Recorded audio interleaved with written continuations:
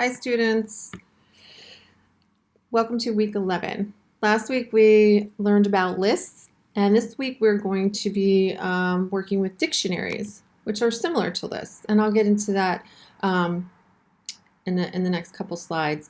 So again, we'll just get into this flow, this rhythm of posting your assignments, your programs up to our discussion forum by class time on Thursday, and then just comment on 2 of your classmates' code and all of the questions. You've been doing this all semester, so just we'll continue to do this. I think it's good to see each other's code and kind of have that discussion, even though because we're not in class. This will kind of hopefully not make up for it, but give you a sense of connection. And the questions are up on dictionaries, so do these individually.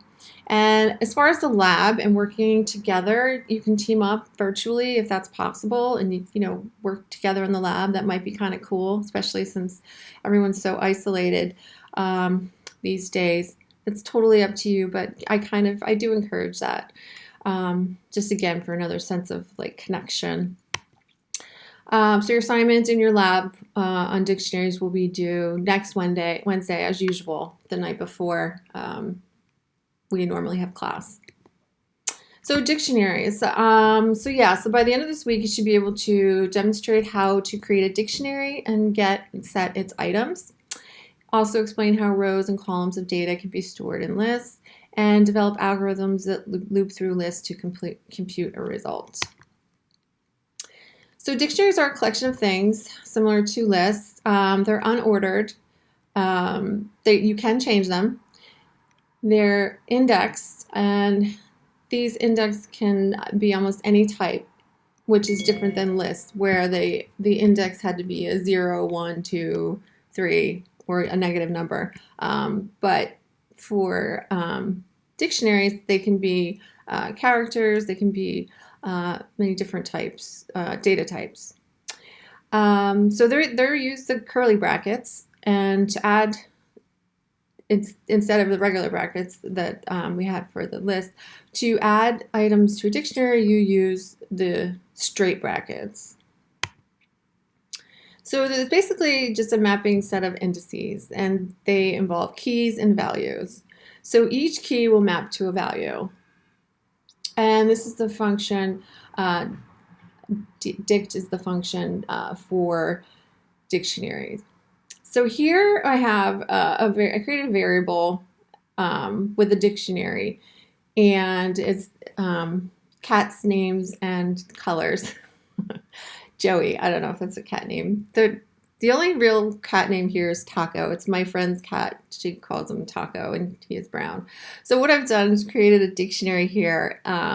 So the first is Joey is the key, and then black with white spots is the values. And Susie is the key, and the blue-gray is the value. And as you can see, it's separated by this, this colon.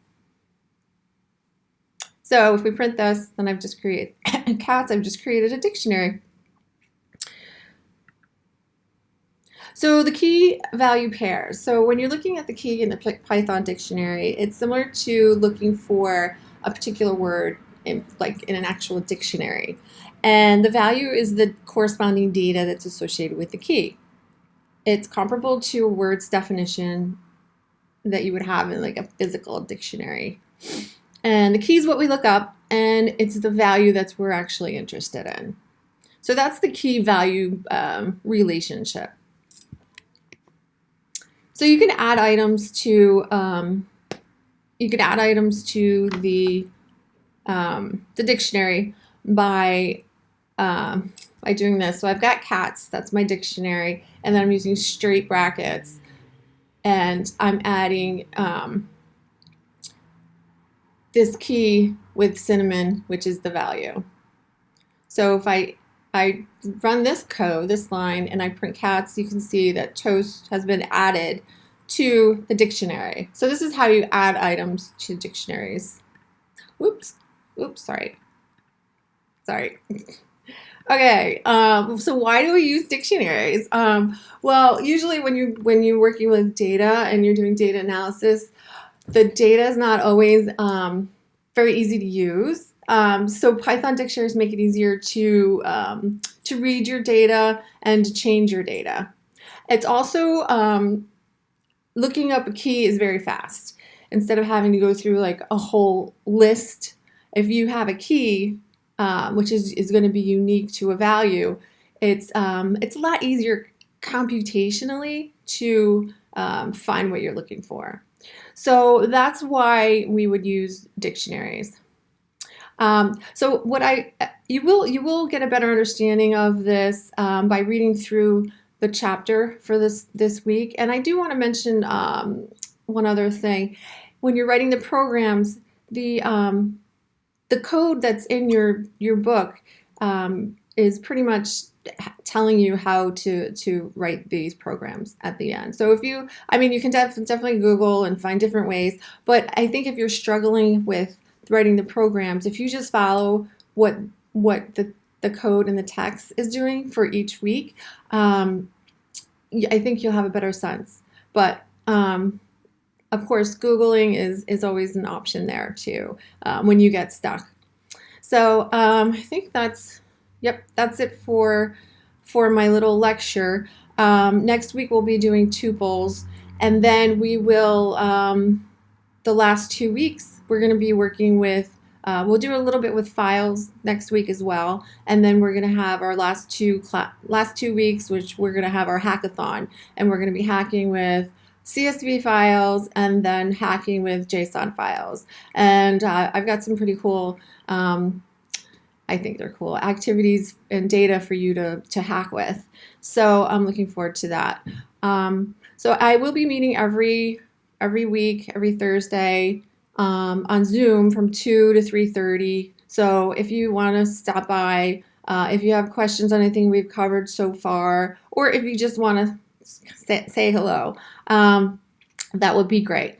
Okay, so I can also do individual Zooms. And if you're having trouble with your code, your program, and you get to the point where I just can't, it's not working, I would prefer if you emailed me your file so I can get my hands on it and look at it and see if I can help find the bugs.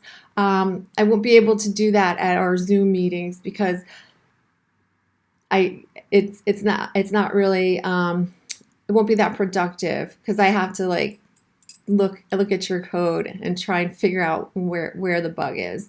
So yeah, so that's that. So if you have any issues with what your programs are doing or not doing, just shoot me an email and let me get my eyes on it, my hands on it, and see if I can come up with what's wrong. All right, so having said that, I hope to see you. Drop in on the Zooms, and yeah, that's it. Bye.